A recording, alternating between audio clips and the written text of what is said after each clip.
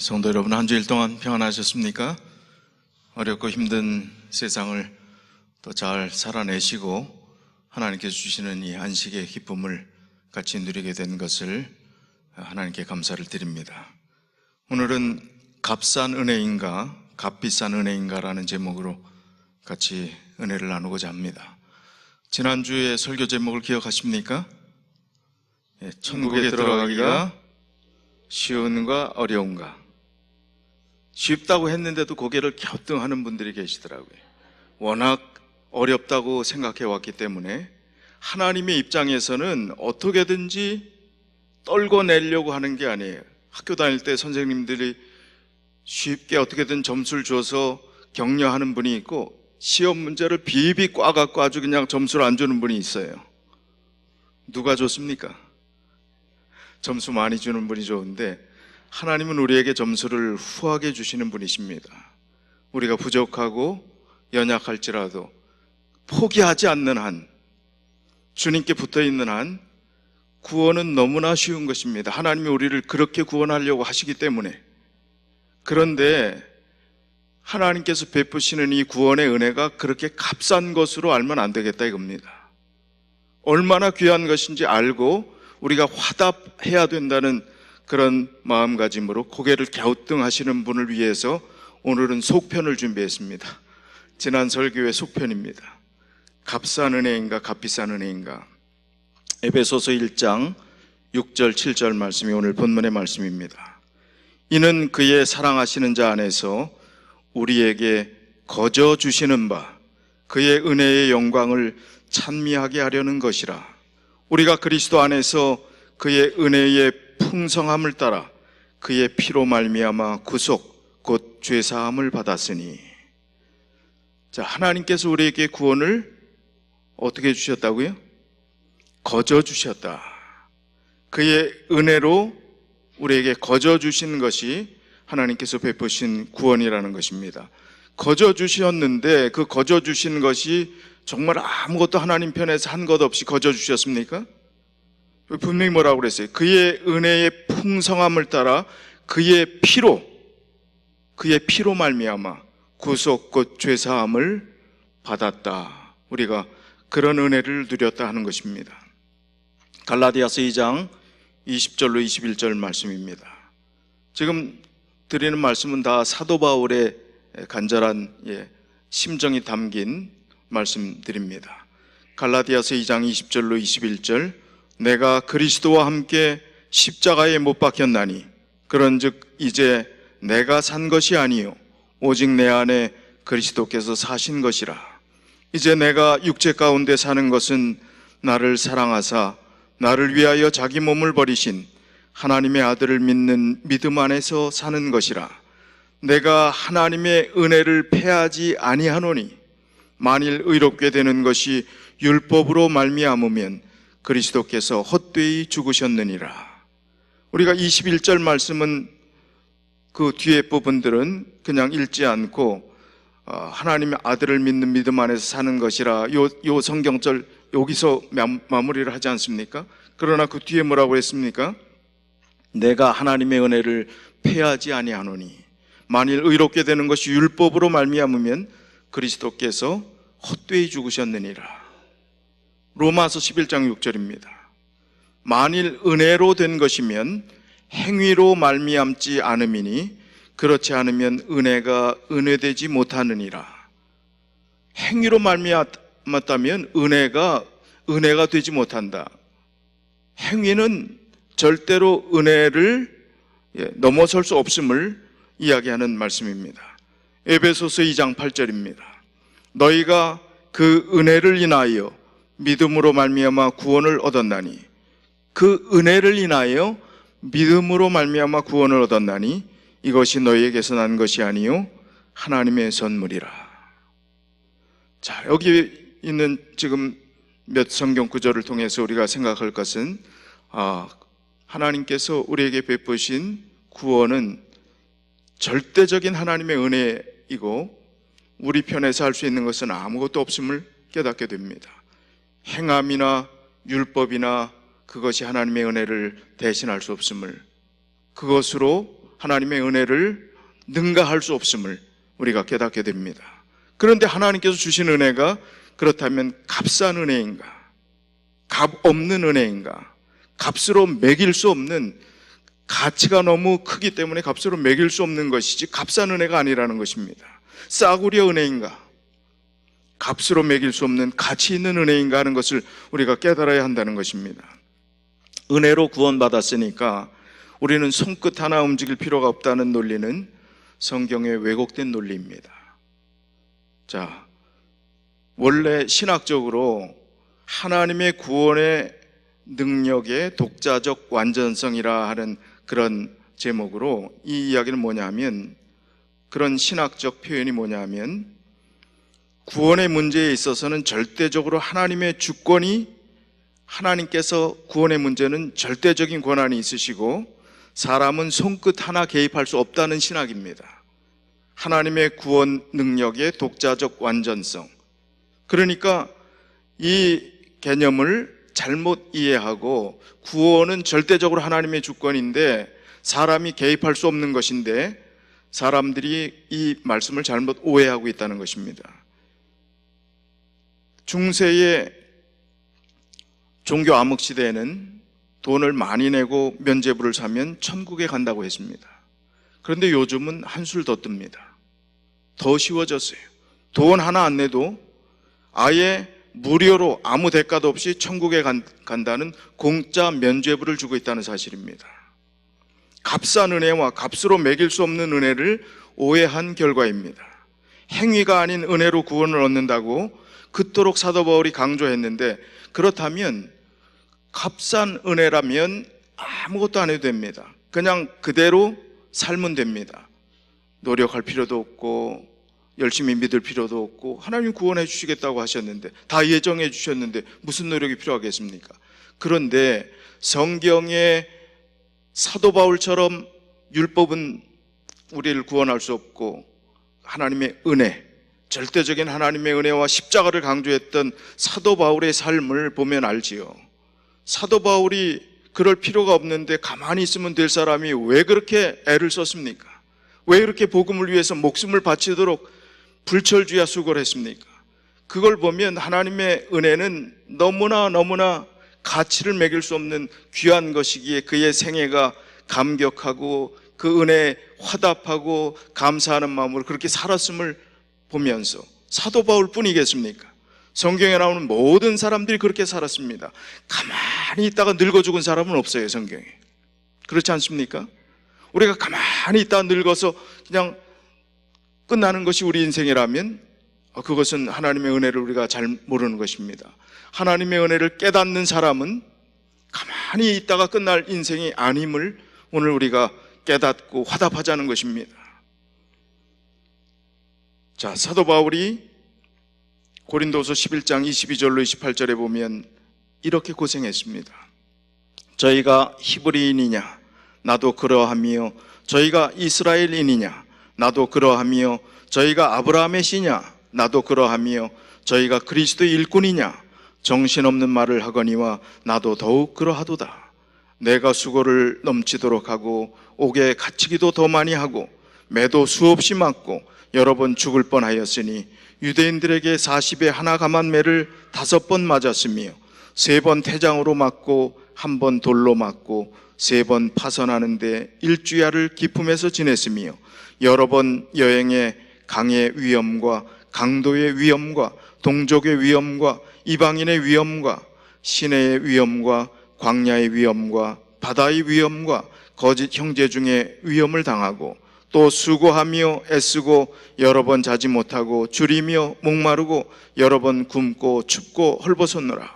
이 외의 일은 고사하고 오히려 날마다 내 속에 눌리는 일이 있으니 곧 모든 교회를 위하여 염려하는 것이라. 사도 바울이 하나님의 은혜가 값싼 것이라면 그냥 쉽게 손 하나 까딱 안 하고 하나님께서 모든 하나님께서 다 해놓으신 것이라고 내 입장에서는 할 게 없는 것이라면 그렇게 할 필요가 없었을 것입니다. 그러나 그렇게 해서 되지 않는다고, 율법으로는, 행위로는 되지 않는다고 그렇게 강조한 사람이 율법주의자보다 더 열심히 살았어요. 율법을 뛰어넘는 하나님의 사랑과 그 은혜를 가지고 목숨을 내놓고 살았다는 것입니다. 하나님의 은혜를 깨닫는 자는 그렇게 돼야 된다는 것입니다. 우리가 사도 바울처럼 목숨을 내놓고 그렇게 할 수 있는 환경과 상황도 아니지만 우리의 마음의 본 자세에서는 그런 마음이, 기쁨의 마음이, 자원하는 마음이 있어야 한다는 것입니다. 사도행전 20장 23절 24절에 오직 성령이 각 성에서 내게 증거하여 결박과 환난이 나를 기다린다 하시나 나의 달려갈 길과 주 예수께 받은 사명 곧 하나님의 은혜의 복음 증거하는 일을 마치려 하면은 나의 생명을 조금도 귀한 것으로 여기지 아니하노라.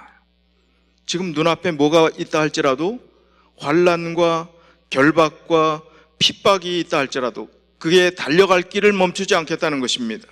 하나님께 받은 그 사명을, 그 일을 마치려 하면은 나의 생명을 조금도 귀한 것으로 여기지 않고 최선을 다하겠다는 것입니다.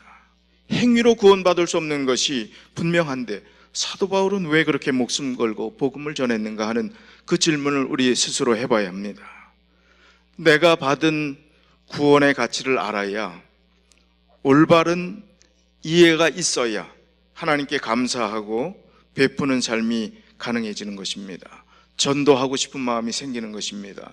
하나님의 사명을 내가 끝까지, 내 생명이 있는 그때까지 때를 얻든지 못 얻든지 하나님의 말씀을 전해야 되겠다 하는 그런 간절한 마음이 생기는 것입니다. 가치를 아는 게 참 중요합니다. 알베르트 아인슈타인, 우리가 잘 아는 유대계 미국의 물리학자지요. 1921년 노벨 물리학상을 수상했던 유명한 사람, 상대성 이론을 발견했던 사람입니다. 이 아인슈타인이 이렇게 이야기했습니다. 성공한 사람이 되려 하지 말고 가치 있는 사람이 되려고 하라. 성공보다 중요한 것은 가치라는 것입니다. 헬렌 켈러, 미국의 작가이자 교육자이자 사회운동가입니다. 우리가 잘 아는 대로 그는 삼중의 고통을 가진 사람이지요. 볼 수 없고 말할 수 없고 들을 수 없는 사람입니다. 그가 중요한 또 가치에 대해서 이렇게 이야기를 합니다. 많은 사람들이 행복이 무엇인지 잘 모르고 있다. 행복은 자기 만족에서 얻어지는 것이 아니라 가치 있는 일에 충실할 때 얻어지는 것이다. 가치 있는 일에 충실할 때 진정한 행복이 온다는 말씀을 한 것입니다. 그 다음에 요한 웨슬리, 감리교회 창시자이며 또 복음 전도자인 목사인 요한 웨슬레가 이렇게 이야기를 했습니다. 나는 어떤 것에 가치를 부여할 때 그것이 지니는 영원한 가치를 기준으로 측정한다. 어느 게 가치 있느냐 하는 것입니다. 없어질 것이 가치 있느냐, 영원한 것이 가치가 있느냐, 아주 중요한 이야기를 했습니다. 우리의 삶에 어떤 것이 가치가 있습니까? 지금 내가 가치 있는 것을 쫓고 있습니까? 우리가 한번 대입해보자는 것입니다. 계산해보자는 것입니다. 내가 지금 집착하고 있는 것, 내가 열심 내고 있는 것, 내가 최선을 다하고 있는 그것이 영원한 것인가, 아니면 없어질 것인가? 분명한 답이 나옵니다. 우리가 받은 구원의 가치가 얼마나 소중한 것임을 깨닫게 될 때 우리는 비로소 나눌 수 있는 사람이 됩니다. 교회 증언 2권 200쪽에 이런 말씀이 있습니다. 구원의 가치를 온전히 깨닫기 위해서는 그것의 대가를 이해해야 하는 것이 필요하다. 그리스도의 고난에 대한 제한된 생각 때문에 많은 사람들은 중보의 위대한 사업을 과소평가한다. 인간의 구원이라는 영광스러운 계획은 하나님 아버지의 무한한 사랑으로 말미암아 이루어진 것이다. 이 거룩한 계획 속에 타락한 인류를 위한 하나님의 사랑이 놀랍게 나타나 있다. 하나님의 사랑받는 아들을 선물로 내어주신 행위 속에 나타난 사랑은 거룩한 천사들도 감탄한 것이었다. 하나님이 세상을 이처럼 사랑하사 독생자를 주셨으니 이는 저를 믿는 자마다 멸망치 않고 영생을 얻게 하려 하심이니라. 이 구주는 하나님 아버지의 영광과 광채시요 그분의 본체의 형상이시다. 그분은 거룩한 위엄을 지녔고 완전하고 빼어난 분이시다. 그분은 하나님과 모든 충만으로 예수 안에 거하게 하시기를 기뻐하심이라. 그는 근본 하나님의 본체시나 하나님과 동등됨을 취할 것으로 여기지 아니하시고 오히려 자기를 비워 종의 형체를 가져 사람들과 같이 되었고 사람의 모양으로 나타나셨음에 자기를 낮추시고 죽기까지 복종하셨으니 곧 십자가에 죽으심이라. 그리스도께서는 죄인 대신 죽기를 동의하셨으며 사람은 순종의 생애를 통하여 하나님의 율법의 형벌을 벗어나게 되었다. 우리가 구원의 가치를 분명히 이해하기 위해서는 예수 그리스도께서 어떤 대가를 치르셨는지를 분명히 깨달아야 그 가치가 얼마나 소중한 것임을 알게 된다는 말씀입니다. 조나단 에드워즈는 미국 식민지 시대의 청교도 목사입니다. 특별히 회중교회의 목사이고 원주민 설교사로 그가 아주 감동적인 글들을 많이 남겼는데, 그가 설교하는 설교 중에 일부분을 제가 좀 인용해 드리겠습니다. 설교의 본문은 마태복음 16장 26절이었습니다. 사람이 만일 온 천하를 얻고도 제 목숨을 잃으면 무엇이 유익하리요? 사람이 무엇을 주고 제 목숨과 바꾸겠느냐? 그 설교 중에 일부를 제가 설명을 드립니다. 사람이 죽으면 그의 세계는 그와 더불어 끝이 납니다. 그와 관련된 모든 세상의 즐거움과 덕 그리고 명예도 끝나게 됩니다. 금과 은의 보물창고가 그에게 무슨 유익이 있겠습니까? 그가 그것들을 꼭 품고 갈 수 없다면 세상을 떠날 때 그는 그것들을 영원히 두고 가야 합니다. 살았을 때 매우 화려한 가운데 살았다는 것이 그에게 무슨 위로가 되겠습니까? 명령하면 가졌던 모든 것이 호화롭고 빛나는 장식 가운데 정렬되고 마치 발 아래의 벌레만큼 그가 그것들을 존중하여 사용했던 것처럼, 다만 동료에게 부와 명예를 나눠주는 것 외에 어떤 위로가 되겠습니까? 죽어가고 있을 때 사람들이 와서 절하고 그에게 무릎을 꿇고 굽실대는 것을 보는 것이 무슨 기쁨이 되겠습니까? 감각적 쾌락과 매우 풍요로운 삶과 기쁨 가운데 살아갔던 것을 생각하는 것이 그에게 무슨 유익이 있겠습니까? 죽어가고 있는데 지구의 많은 부분들을 지배하고 온 천하를 얻을 수 있다는 것이 그에게 무슨 유익이 되겠습니까? 죽어가고 있는데 알렉산더 대왕이 세계를 정복했다는 것이 그에게 무슨 도움이 되겠습니까? 그는 하나님께서 섭리 가운데 주고자 한 사람에게 정복한 세계를 주고 떠나야 합니다. 그가 전 세계를 정복하였다 할지라도 죽음은 마침내 그를 정복할 것입니다. 세계가 품을 수 없었던 그는 마침내 매우 좁은 무덤에 매장되어야 합니다. 전에는 세계가 그에게 좁았는데 이제는 조그만 매장지로도 그에게는 충분합니다. 누가복음 12장 16절로 20절 이하를 보십시오. 부를 조금이라도 나누어 줄 마음이 없던 그 엄청난 부자는 어떻게 되었습니까? 창고를 허물고 더 크게 짓고 그동안 많은 것들을 쌓아둔 그는 자기 스스로에게 말합니다. 수년 동안 먹을 것을 쌓아두었으니 쉬고 먹고 마시고 즐거워하자 하지만 하나님께서 그에게 다음과 같이 말씀하십니다. 너 불쌍한 자여, 오늘 밤 내 영혼을 도로 찾으리니 그러면 내가 예비한 것이 누구의 것이 되겠느냐라고 말입니다. 이 땅에서의 생명도 소중한데 영생은 얼마나 더 소중한 것일까요? 우리가 은퇴하면 내가 이것도 하고 저것도 하고 이렇게 즐기고 저렇게 하리라 계획하고 다 준비를 했는데 계획대로 잘 되십니까? 참 저희 교우님들은 은퇴 이후의 삶을 참 멋지게 사시는 것 같아요. 그리고 하나님께서 또 건강의 축복도 주셔서 그런 것을 잘 감당하며 누리는 은혜를 그렇게 경험하시는 것 같습니다. 참 좋은 일입니다. 그러나 우리 뜻대로 되느냐는 것입니다. 우리 뜻대로 되지 않습니다. 누리고 싶은데 계획은 했는데 우리의 계획대로 되지 않고 덜컥 병이 나고 우리의 계획이 틀어지고 생각지 않은 인생의 복병들을 만나는 경우가 허다합니다. 우리의 삶이 우리 뜻대로 되지 않는다는 것을 깨달은 시점에는 우리가 손쓸 수 없는, 어떻게 할 수 없는 그런 지경에 처할 수밖에 없는 연약한 인생이 우리의 모습이라는 것입니다. 하나님께서 우리에게 베푸신 구원의 가치, 베푸신 은혜가 얼마나 소중한 것인가. 깨달은 자들만 그 은혜를 감사하고 베풀고 나눌 수가 있습니다. 저는 한 주간 동안 오늘 어떤 설교를 해야 될 것인가 마음속에 생각하는 가운데 계속해서 제 머리에 연상되는 한 문장이 있었습니다. 그 문장은 아낌없이 주는 나무, 아낌없이 주는 사랑, 아낌없이 모든 것을 다 내어주신 예수 그리스도, 그분에 대한 생각을 하고 오늘 제목을 아낌없이 주는 사랑으로 할까, 그런저런 생각들을 해봤습니다. 아낌없이 주는 사랑에 대해서 우리가 생각할 때 아낌없이 주는 나무라 하는 동화가 생각이 납니다.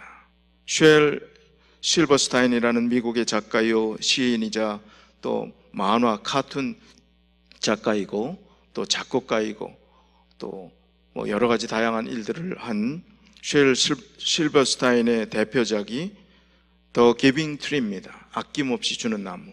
우리가 다 아는 이야기지만 생각을 하고 이 내용을 좀 제가 짧은 영상을 찾았습니다. 이 영상을 잠깐 보여주시면 좋겠습니다.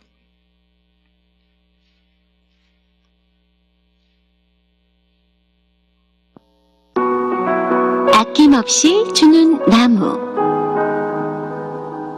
평범한 나무 한 그루가 있었습니다. 그 나무에게는 사랑하는 한 소년이 있었습니다. 소년은 나무 그늘 밑에서 낮잠을 자고 가지에 줄을 매달아 그늘을 타기도 했습니다. 소년은 나무를 무척 사랑했고 나무도 그 사랑에 행복했습니다. 시간이 흘러 소년은 점점 나이가 들고 청년이 되었습니다. 그리고 어느 날 소년이 오랜만에 나무를 찾아왔습니다. 내가 재미있게 놀기 위해선 돈이 필요해. 그러자 나무는 소년에게 자신이 힘들게 맺은 사과 열매를 주었습니다. 소년은 그 사과를 도시에 내다 팔아서 돈을 벌었습니다. 시간이 흘러 중년이 된 소년이 다시 찾아왔습니다. 가족들이 함께 모여 살 집이 필요해. 나무는 자신의 튼튼한 나뭇가지를 주어 집을 지을 수 있도록 했습니다. 시간이 흘러 나이가 많이 든 소년이 돌아왔습니다. 난 많이 늙었어.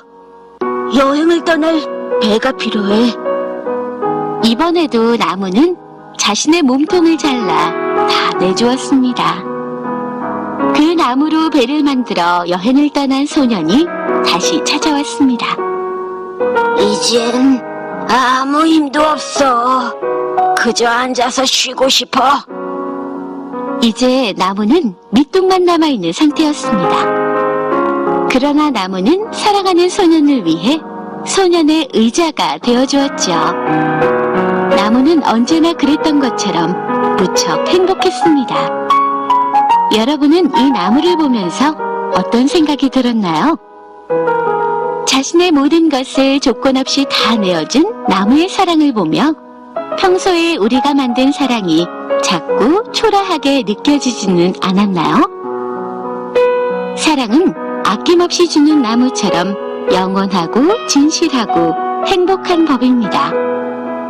세상을 밝게 만드는 사랑의 힘. 여러분도 이 나무처럼 깊고 진실한 사랑을 경험하게 되었으면 좋겠습니다. 그게 바로 우리 스스로가 행복해지는 길이기도 하기 때문이랍니다. 네.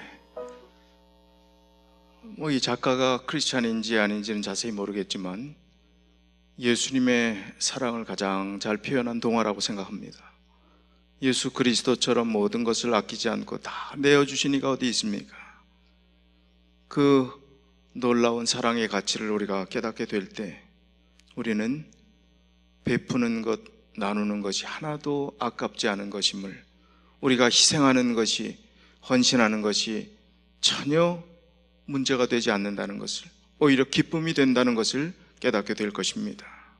마태복음 10장 7절로 8절에 있는 말씀을 보면 가면서 전파하여 말하되 천국이 가까웠다 하고 병든 자를 고치며 죽은 자를 살리며 문둥이를 깨끗하게 하며 귀신을 쫓아내되 너희가 거저 받았으니 거저 주어라. 이 말씀은 예수님께서 제자들을 파송할 때 어떻게 하라, 어떤 마음의 자세로 복음을 전파하라 하는 내용입니다. 모든 일들을 다 하나님의 능력으로 하되 어떻게 하라고요? 거저 받았으니 거저 주어라. 우리가 받은 모든 것은 하나님께로부터 거저 받은 것입니다. 우리가 누리고 있는 것, 정말 우리 하나님께 복을 많이 받은 사람들 아닙니까? 여러분, 나는 너무너무 괴롭고 지금 가진 것 없고 힘든 인생을 산다 하시는 분이 계십니까? 혹시 그거는 상대적인 빈곤일지 모르겠습니다. 그러나 우리는 하나님께로부터 받은 게 너무나 많습니다. 거저 받았으니 거저 주어라. 하나님의 은혜를 깨닫고 내가 어려운 사람을 돕겠다고 하는 그 마음 쉽지 않습니다. 우리보다 훨씬 더 어려운 나라에서 고군분투하는 그 참 오지에서 수고하는 그 선교사들을 위해서, 거기 현지에 있는 평신도 지도자들을 위해서 헌금하고 미얀마에 또 도움을 주기 위해서 헌신하시는 분들이 많이 계심을 압니다. 쉽지 않은 일입니다. 거저 받았으니 거저 주어라 하는 말씀의 의미를 아는 분들은 그 희생과 헌신을 통해서, 나눔을 통해서 더 큰 기쁨을 누리는 것입니다. 주님께서 나에게 주신 은혜가 얼마나 큰 것임을 또 깨닫게 되는 것입니다. 요한일서 4장 11절에 사랑하는 자들아, 하나님이 이같이 우리를 사랑하셨은즉 우리도 서로 사랑하는 것이 마땅하도다. 주님께서 우리에게 거저 주셨기 때문에, 우리를 사랑해 주셨기 때문에, 우리를 먼저 찾아와 주셨기 때문에 우리도 거저 줘야 하고 거저 나눠야 되고 또 하나님께서 사랑하시는 사람들을 사랑해야 하는 것입니다. 디도서 2장 11절로 14절, 모든 사람에게 구원을 주시는 하나님의 은혜가 나타나 우리를 양육하시되 경건치 않은 것과 이 세상 정욕을 다 버리고 근심함과 의로움과 경건함으로 이 세상에 살고 복스러운 소망과 우리의 크신 하나님 구주 예수 그리스도의 영광이 나타나심을 기다리게 하셨으니 그가 우리를 대신하여 자신을 주심은 모든 불법에서 우리를 구속하시고 우리를 깨끗하게 하사 선한 일에 열심하는 친백성이 되게 하려 하심이니라. 선한 일에 열심하는 하나님의 친백성이 되도록 우리를 구속하시고 대신 십자가에서 희생하시고 우리를 살려주셨다는 말씀입니다. 주님은 어떻게든지 우리를 영원한 하늘나라까지 놓지 않고 데려가려고 하십니다. 우리가 그 손을 놓지 않는 한, 우리가 마음을 꽁꽁 걸어닫지 않는 한 주님께서는 우리를 끝까지 책임져 주시겠다고 약속해 주셨습니다. 구원은 어렵습니까? 오늘 또 말씀드리니까 또 복잡해집니까? 아니에요. 하나님께 구원받은 백성의 은혜를 깨닫는 자는 사도 바울의 헌신이 어려운 것이 아님을, 목숨을 내놓고 하나님께 헌신하고자 하는 그 마음이 너무나 자연스럽고 쉬운 것임을 깨닫게 될 것입니다. 그래서 하나님께서 우리를 사랑하시는 그 사랑의 의미를 깨닫고 선한 일에 열심하는 주님의 친백성이 다 되시기를 간절히 바라면서 오늘 말씀을 줄이겠습니다.